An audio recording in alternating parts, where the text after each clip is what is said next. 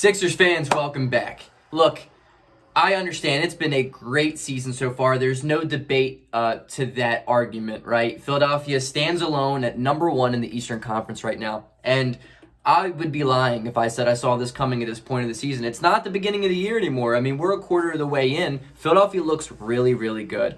The team is filled out really well. The pieces fit together. It's good, right? But is Philadelphia done? Is this the team that Philadelphia should carry into the playoffs?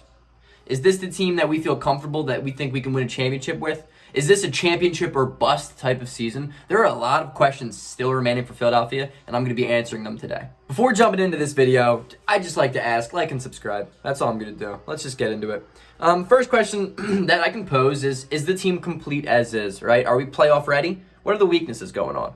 I would like to say, hell yeah, the Sixers are playoff ready. I think the team, the way it's constructed right now, has a chance to come out of the Eastern Conference. I firmly believe that. The way Joel Embiid's playing, there's no one that's going to stop him. You look against the other teams that are going to be in contention. We have Boston, which we have dominated this year. Though a small sample size, they do not have a single human being in the city of Boston that can stop Joel Embiid from doing Joel Embiid things. I'm not worried about Boston anymore. I'm not.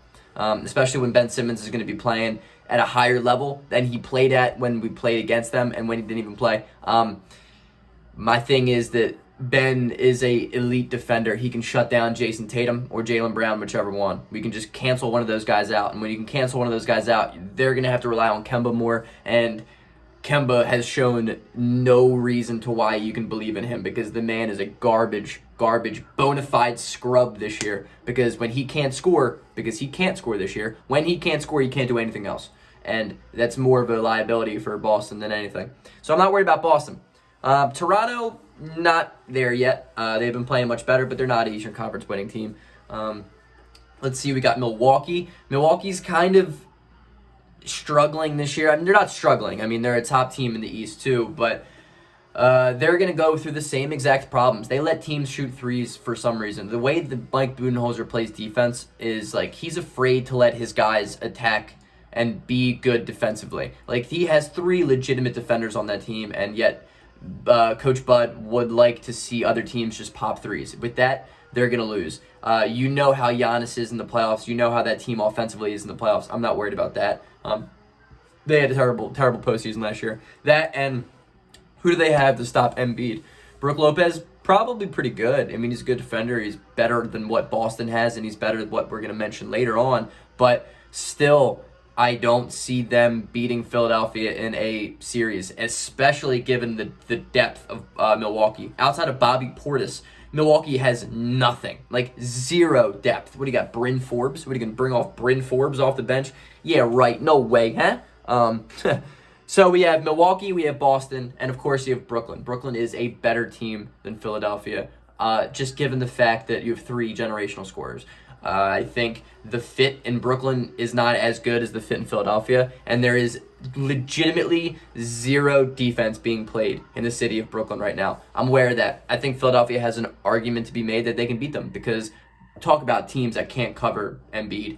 Dude, Brooklyn has nothing that can guard Embiid. So it's interesting to think of. So as the team is right now, all of the teams are constructed right now, I think Philadelphia has a good chance to make it out of the East. But that does not mean that we're a complete team. It doesn't mean that we're really playoff ready. I think Philadelphia has weaknesses, and I think Philadelphia has holes that need to be filled. Pause.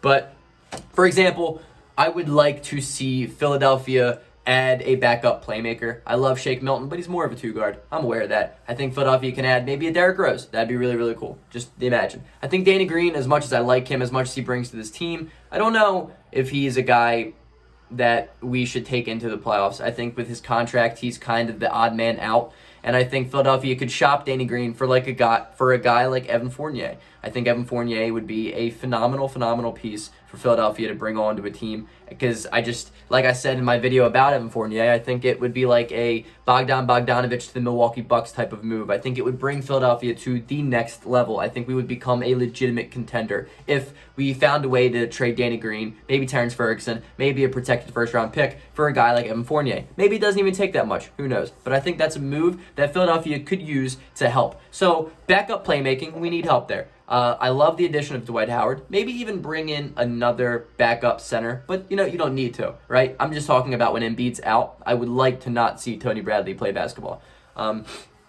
What else? I think you never can get too much shooting, Maybe J.J. Redick doesn't get traded and he gets waived. Philadelphia can pick him up on a minimum contract. Who knows? That's just me talking as optimistic as I can. But Philadelphia, as good as we are right now, we are not complete. It gets into my point of, are we a contender as the team is right now?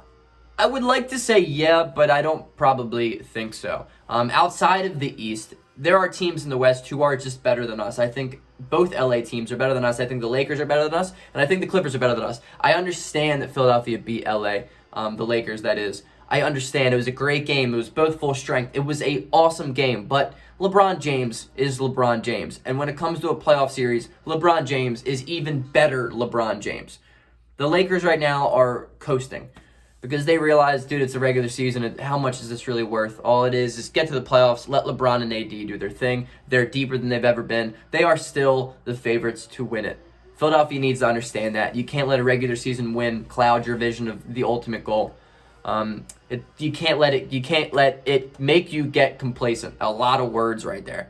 You can't get complacent because you see a big win like that. I think Clippers are better than Philadelphia, but outside of those two teams, I think Philadelphia probably has the upper hand on every Western Conference team, especially the Utah Jazz. So if you're a Jazz fan, come at me because I'm here all day.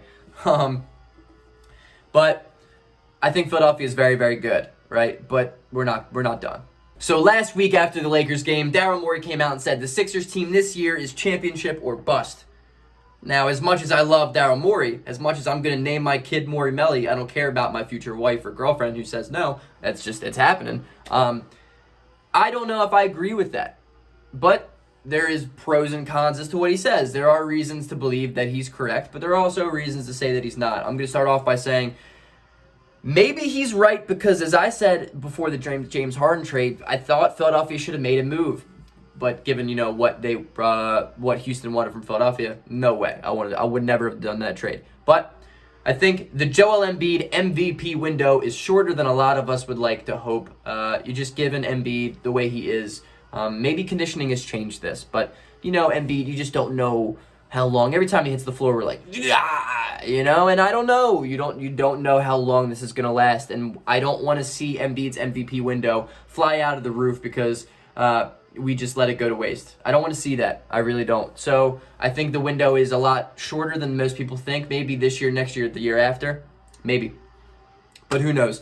But to disagree with Daryl Morey, to disagree with a la president, to disagree with the greatest human being to ever come into Philadelphia, Ben Simmons is 24 years old. Joel Embiid is 26 years old. You have Shake Milton, Matisse Thybulle, Tyrese Maxey, and as much as I hate this person and everything about him, Furkan Korkmaz. They're all under 24 years old. All four of those guys are under 24 years old. That, I just named our entire rotation, basically. And even Seth Curry and Tobias Harris are 30 and 28 respectively. That's impressive. Philadelphia is the number one team in the East, but we're also younger than Brooklyn. We're younger than Milwaukee. We're still a really, really young team. And so maybe it's not a championship or bust type of season this year. Because as much as I have been saying this forever, and it really hasn't been happening as much, but maybe Ben Simmons improves offensively. Maybe he reaches at some point of his career somewhere where a lot of people had him, right? Maybe he maxes out his potential. I don't think it will ever happen, but maybe he comes close to maxing it out. And that's all I'm saying. Maybe he can consistently hit a mid-range jump shot at some point of his career when he's 46 years old and still playing. Who knows? Tyrese Maxey, the kid's a rookie. He's going to be getting better. Matisse Thybulle is getting better. He's going to get better. Every single person I named. Shake Milton, you know my obsession for Shake Milton. The kid only gets better every single year. Philadelphia is not in a desperate winning mode right now. So I'm not going to be sitting here and telling you, well, let's trade these young guys for somebody who's 31 years old, like James Harden, because I'm not going to do that. As much as I'd like to win a championship this year, and as much as it is worth it to trade young guys to win a championship, Philadelphia has a bright future still. We still have so much youth. Our team is so young. Outside of Danny Green and Dwight Howard, the whole team, they're just a bunch of kids running around. Seth Curry's 30, but his game translates with age better than anybody else on the team. He's a pure shooter. He's a historic shooter. Shooting doesn't fade away. Ask JJ Redick. Ask every guy in the NBA. The Duncan Robinson type dude, that dude is going to be the guy that plays until they're 35 years old at the same level that they were playing at 30.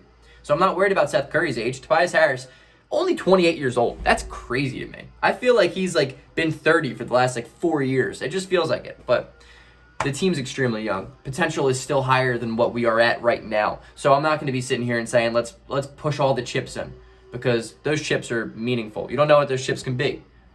But at the same time, I think there is an opportunity to win a championship this year. So what I'm saying is, let's make a move. Let's make a move for Evan Fournier. Let's make a move for maybe Derrick Rose, because I think both of those guys, A, they're on expiring contracts, and B, their trade value is lower than it's been in the past few years. Philadelphia, let's take advantage of it. This year has a genuine opportunity to be a championship-winning year.